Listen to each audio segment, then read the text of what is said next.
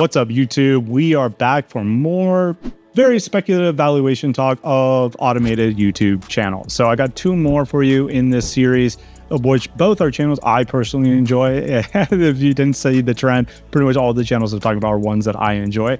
So this will be our last video looking at all the speculative stuff using ViewStat and just my own best guesses.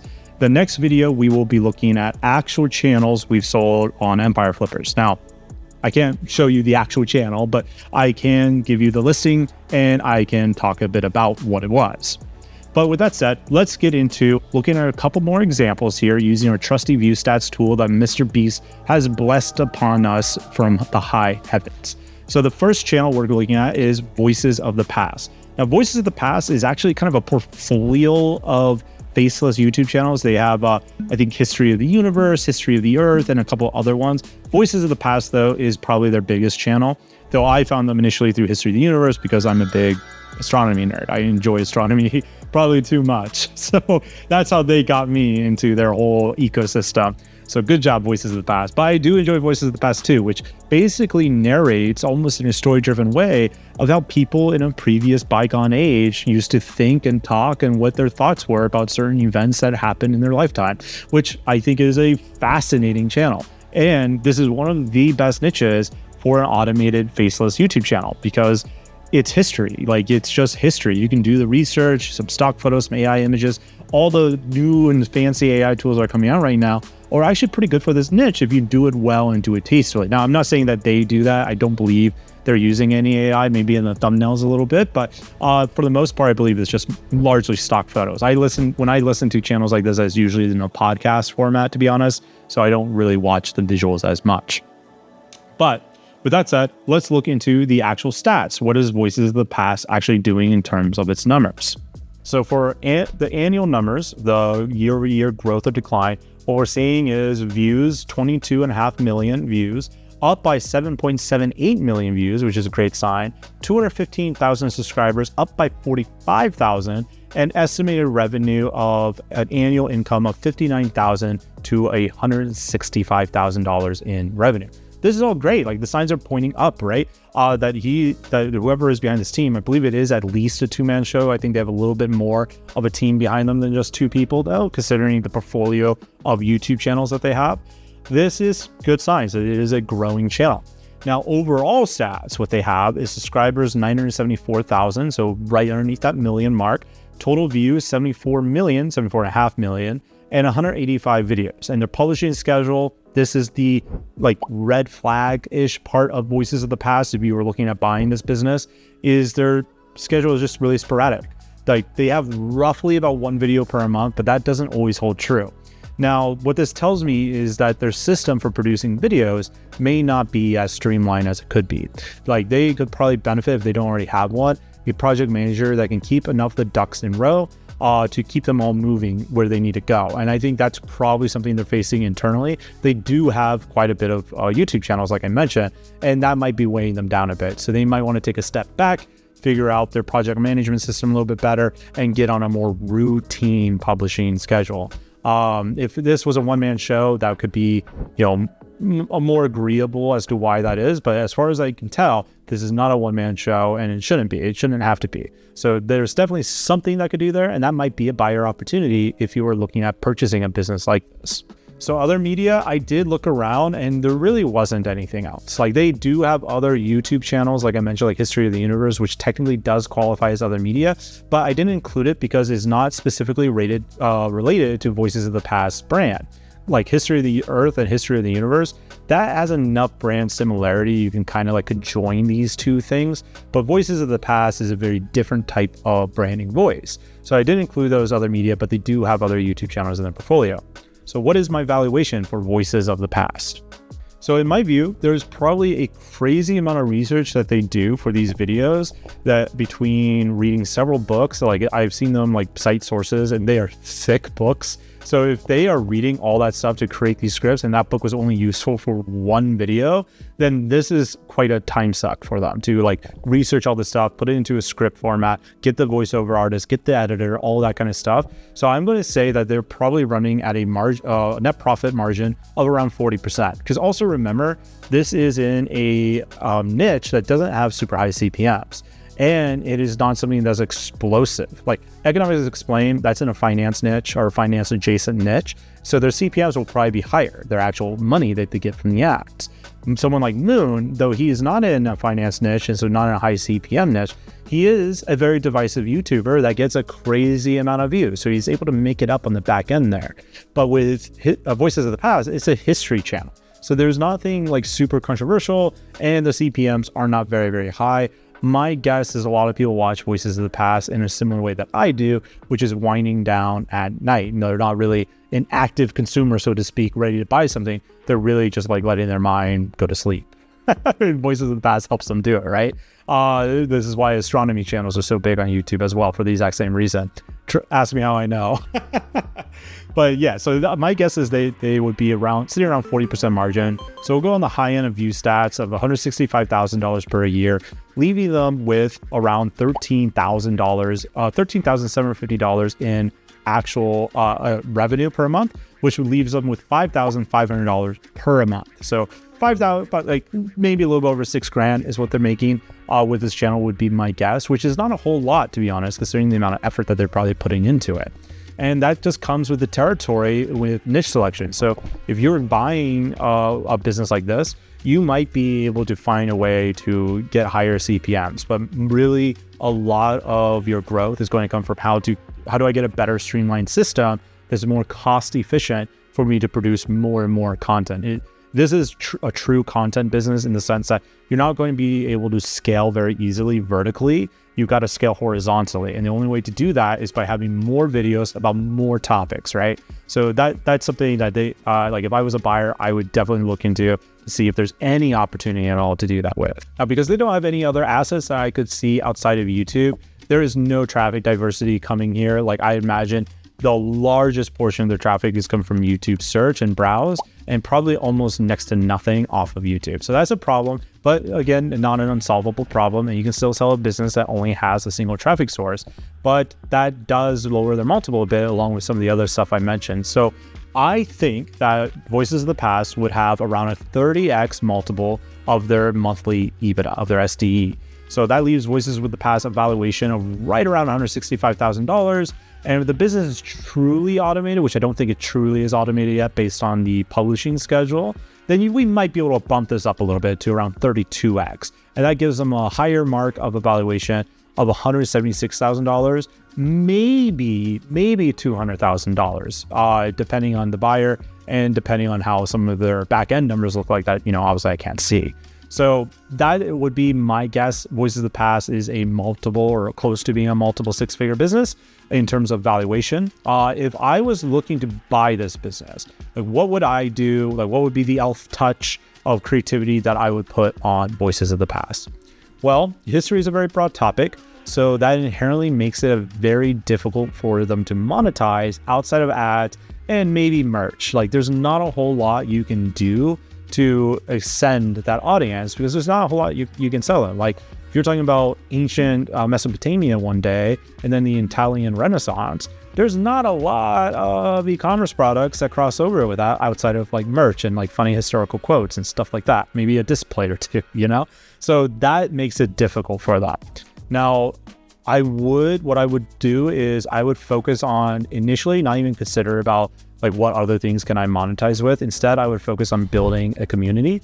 I would start with an email newsletter. I would try to build up that email newsletter, maybe a Voices of the Past Discord. I believe they might already have one actually, but I would look at doing something like that.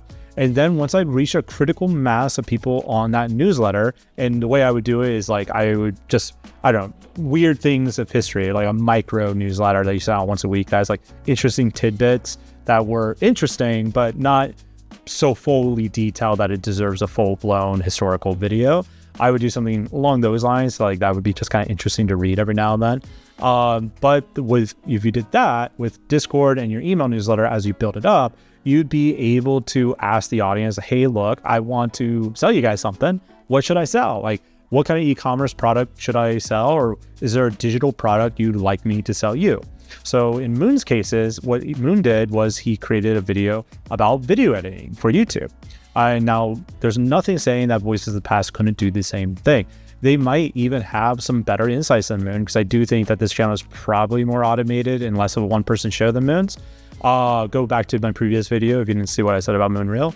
But they would need to figure out something that's broad enough that they can sell to a good chunk of their audience, and ideally multiple broad things. So maybe they do have a digital course on, how to run a YouTube business, but they should also ideally have something for people that have no interest in the business stuff, where they can go and do something else, like maybe their own class of mugs or Voices of the Past coffee. Like that could actually be a cool tie-in. If they did something like where they research what was the coffee that people used to drink in this certain age, or what was like the energy drink of the Roman Empire, right? And then they go and try to recreate that as their e-commerce product. That'd be pretty cool. And I do think that kind of gels well with what they're doing, like giving people a taste of what was it like what was the actual historical context of the day, right? So I think that might be something that they could explore. And the easiest way to do that without spending any money is simply building that newsletter, or spending a little bit of money, but not much, and a little bit of your time. So that way you can get some real user feedback as quickly as possible. So that's what I would do if I was looking at buying Voices of the Past. All right, let's move on to the next channel. And I might butcher this name, but I almost guarantee most of you watching this are familiar with the channel, and that is Kyrgyzstan. Kurz, we'll call it from now. So Kurz has annual ViewStats. What Kurz does is basically a scientific education platform where they, I don't know if they still go by this term, but they used to call it optimistic nihilism, which I thought was really great. Which they have a very tongue-in-cheek way of talking about pretty heavy subjects as it relates to science, like the existential aspects of the scientific research, which I find endlessly entertaining. This is one of the channels, Faceless YouTube channels that I watch that actually uses visuals that I'll watch. Like instead of listening to it like a podcast, I'm often glued because I enjoy all the time and effort they put into animating things. I think it really adds to the content versus just like trying to keep you not clicking away. I think it is really entertaining, and they do a very good job, and they spend probably a very pretty penny on that type of stuff, not to mention all the other research. So let's look at the stats. ViewStat says they've gotten 447 million views. The previous year was 106 million. Subs, 1.7 million, down 300,000 subscribers, which again is not a huge deal, as I mentioned in other videos. Estimated revenue between $305,000 and $672,000. Now, this part surprised me. I actually thought it was going to be more for Kyrgyzstan, but it seems like they are well within normal range. So overall stats, subscribers, 22.5 million, total views, 2.8 billion views, and 233 videos. They have a publishing schedule of roughly one video per week with some gaps here and there, which that is crazy, by the way, considering the amount of production that goes into each one of these videos.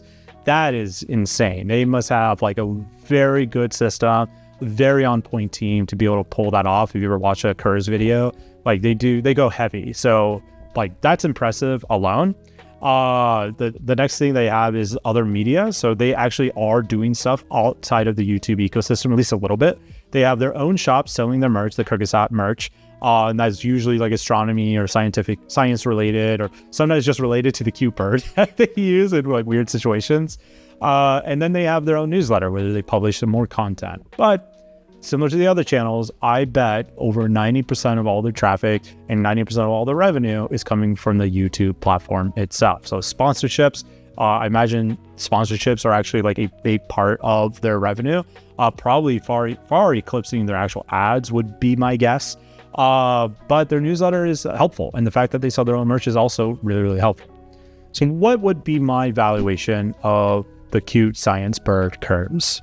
Unlike other faceless YouTube channels that I put on here that don't necessarily have like a big brand. I think the closest one that has like a big brand is probably Economics Explained, are the ones I've chosen so far. But Kurzgesagt has a pretty big brand outside of just YouTube. Like, they are an outlier. They're one of the largest YouTube channels on the platform, and their sheer audience size alone, like even those subscribers don't count as much as they used to, just the audience size they have alone is going to jack up their valuation because they are just so massive. The bigger business you are, the bigger your valuation is going to be, even if your product is just as the same quality as someone who's smaller than you. Now, I'm not saying Kurz is that way. I think they do an excellent job, which is a testament to why they've been able to become such a big player in the YouTube ecosystem. So let's say they're at $670,000 in just pure ad revenue. I bet they're making much more than that, by the way, but let's just say, for example's sake, that they're at $670,000 in revenue. So right around $56,000 per month, highly edited videos, very custom animations and illustrations, professional voiceover, fantastic voiceover, not to mention the absolute next level research that they're doing on these videos. With all of that said, my guess is that their margins are actually much lower than the other YouTube channels I've talked about on this little video series. My guess is they're sitting closer to 30%, maybe 40% of their net profit after everything is said and done. But we're going to go with 30% because that's what I have written in my notes. So that 30% margin leaves them with $16,749 of pure net profit every single month. Let's call it $17,000 for ease of use. So I feel pretty comfortable with that. I bet with their other revenue sources, they're probably $40,000 and up per month would be my guess. But again, we don't have access to that data, so I can't, say for sure. It's just me guessing. I think $17,000 per month for what Kurzgesagt is doing is extremely low. I wouldn't be surprised if it was much higher than 40,000, to be honest. So with that said, we don't know how big their newsletter is. My guess with their audience size is quite massive, and they have a very loving community. Like, their community loves these guys. So they have real brand emotion with their people, which is super rare with a faceless YouTube channel. I mean, to be honest, it's rare with any business. People always talk about brand, but most businesses never get to a point where they ever have any kind of brand identity that people really associate with. This is not the case with Kurz. A lot of people love rocking their merch, talking about them on X, all that kind of stuff. So Kurz is definitely in the mix here when it comes to really high quality branding. So with all this imperfect information, Greg's speculative magic, let's give Kurz a 45x multiple here, giving them a extremely rough valuation of $1.8 million.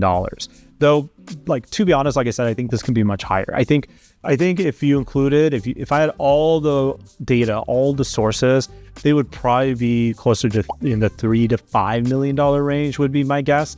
I think that's probably where they would really end up. But based on the ViewStats data, I think $1.8 million is reasonable with what we can see, with what data we do have. All right, so what would Greg do if I bought Kurz? If the Science Bird and me, we got together and we made some optimistic, nihilistic videos about science education. What would I do to help this business grow? One thing I would do is I would probably look to take, I don't know what their profit situation is, but let's say I took over the business.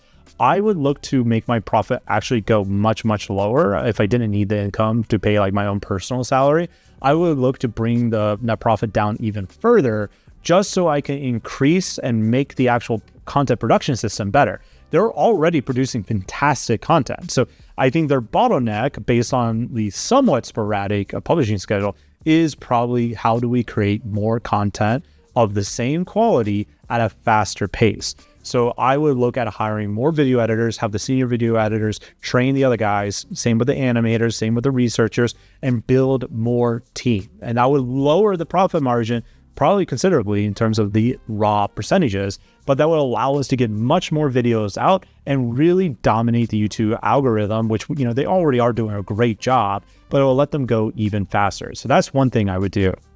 The other thing, and this is just a marketing nitpick, so if you go to their website and you look at their newsletter where they, you can join the newsletter, at least when I looked at it, there's no call to action for that newsletter. there's no reason to really join. I would imagine they have such a big audience, they could at least use some social proof to increase that conversion. So they could say like 1 million people have joined the bird nest or whatever, right? Like you could be the next nester. Come on in, subscribe to the newsletter, right? That seems like a very easy, just like conversion win for them. So that's something I would do right away. So while this niche is pretty similar, so like Voices of the Past and Moon to a similar extent, is a broad niche, and science is a broad niche, and people are watching this mostly for entertainment. They're not exactly what I would call an active consumer. They're a passive consumer. So that does make it hard for you to build products for your audience. Now with Curve, I think they're in a unique situation here. I think they could go massive with almost anything they do. So you, as a creator, you reach a certain point where you have such a large audience and fan base that just loves anything you do. You have so many, quote unquote, true fans. You could launch anything. Like I could see them launching a crazy expensive telescope as a joke that is also like extremely high end, and they would crush it, or a cheap telescope and they would crush it. I could see them launching like a white label chocolate bar, like what Mr. Beast has, or maybe even their own private label chocolate bar, and they'd crush. So they are in a position where they don't necessarily need to think about what is an obvious product for me to sell. They could honestly make partnerships with so many different companies and sell so many different things, and they would probably be relatively successful, when it comes down to it. Like not Mr. Beast level successful, because he is a more personal brand, and personal brands do tend to do this type of stuff better in terms of like getting conversions, getting people on board. But I do think their brand is so well loved that they could like moderately easily create a bunch of new products if they truly wanted to. And that's something I would look at doing just to increase the net profit even further. And, obviously it would have to come with a certain kind of brand flavor in terms of maintaining that Kyrgyzstan quality and the charm and the wit and the humor. So it all would have to meet that vector. If they're able to make it humorous, smart, and semi-educational, or at least funny in a nihilist kind of way, I think they would do a fantastic job, but it has to meet those qualities. So whatever they do sell, like if I bought the business, that would be something I would spend some serious time on researching. Like what could we do that makes sense with our brand voice, more so than like how could we sell something that's semi-science related. So that's what I would do there.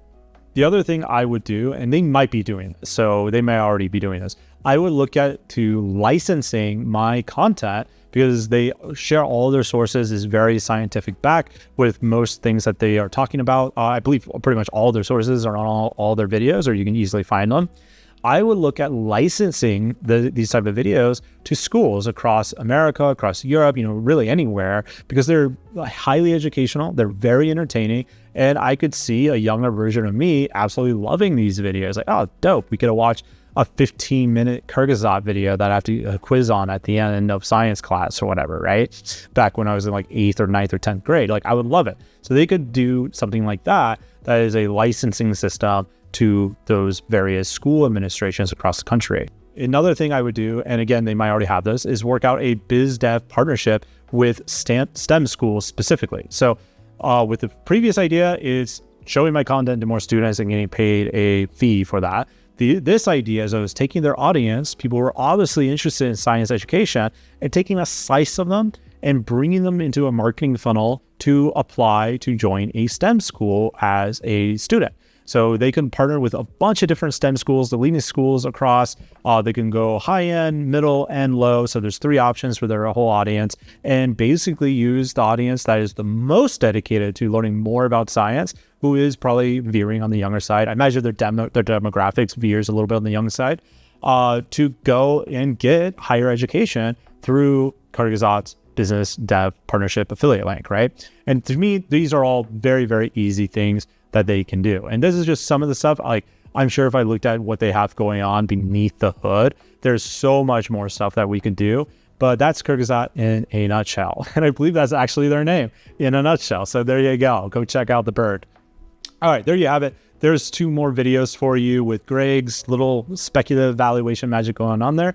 And in the next video, we are going to be covering actual YouTube channels we've sold on the Empire Flippers marketplace. So stay tuned, notify that bell, click it, click, click, click, click, and subscribe, unsubscribe, resubscribe to confuse my analytics, and I shall talk to you in the next video.